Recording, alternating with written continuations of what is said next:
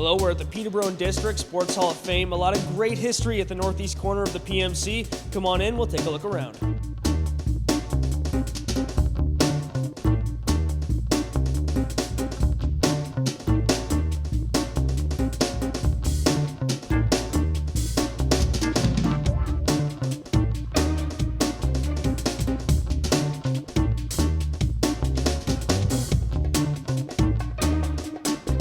Don Wasson, chairman of the Peterborough Sports Hall of Fame. And Don, just walking through this place, you can tell there's a lot of history here. What would you say some of the more interesting aspects of it are?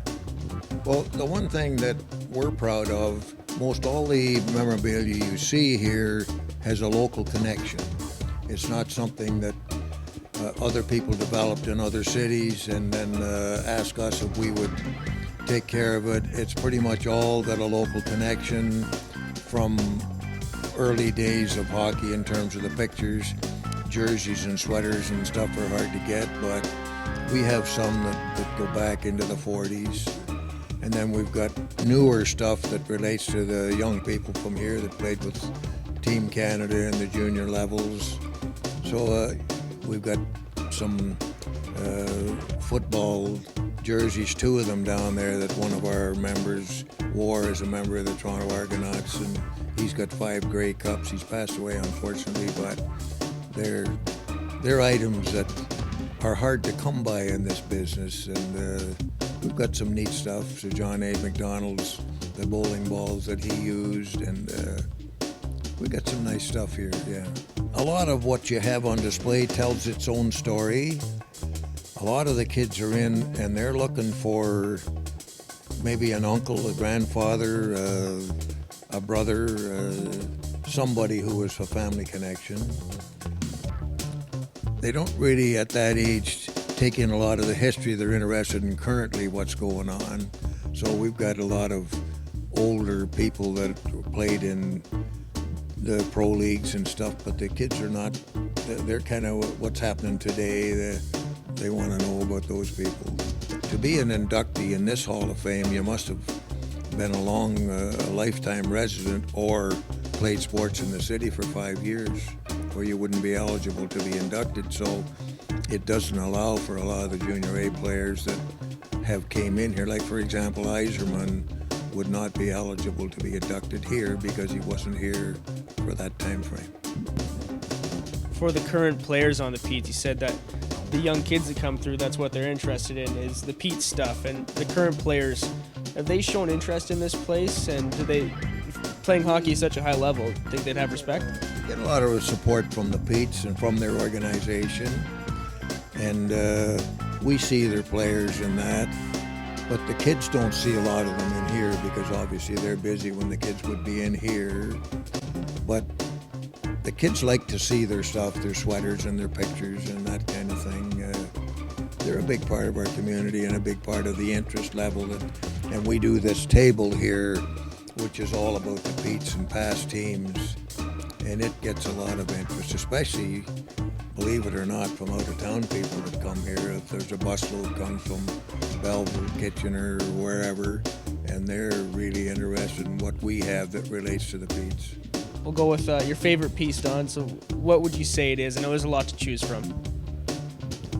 I hate to really separate out a favorite piece because I get a lot of friends and a lot of members and stuff that got some great stuff in here, but I think a unique pair of football jerseys we have are Les Ascots, and he's had 5 Grey Cups with the Toronto Argonauts. He was their team captain, and he brought the 2 jerseys in, and I had a fellow in here who was a former CFL player, and his first thoughts were, my God, how did you get those? Why aren't they at the Football Hall of Fame? And I said, well, Les brought them here, and he brought them in a shopping bag and said, he said, I apologize, these are not really new. There's some stitching on them, but we didn't get new jerseys every year when I played. And we have the jerseys here, which I think are treasures. They've been in Grey Cups, they've been in league games. They're pretty special to me because he was a special guy, tremendous. Bobby Gainey's Stanley Cup jersey is over here, one of them. And there's a California Golden Seals jersey over there from a good friend of mine, Joe Johnson. And these are things that are not easy to come by.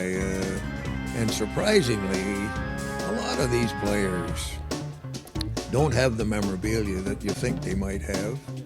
And a lot of it is either they were kind of back as young people, it wasn't all that important to them, and so to get some of their game jerseys is a struggle, but we've been fortunate that those are kind of special pieces to me, but there's a lot of other stuff that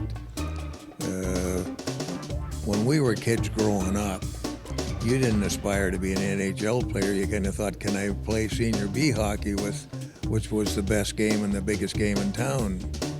And we've got a couple of their jerseys here, which are pretty ratty, but they demonstrate under the old wool jersey. So.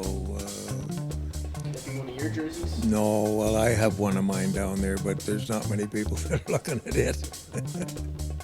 Okay, and Don, the times that people can come in and stop by throughout the week? We're here Tuesdays and Thursday mornings from 9 till noon. And if you have a group of people that want to come through here, we're more than happy to open the Hall of Fame up, whether it be on a Tuesday, Thursday, it could be a Wednesday or Friday or whatever.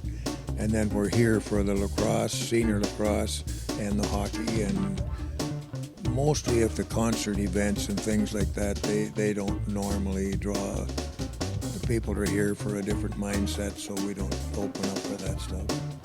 Great. Thanks again.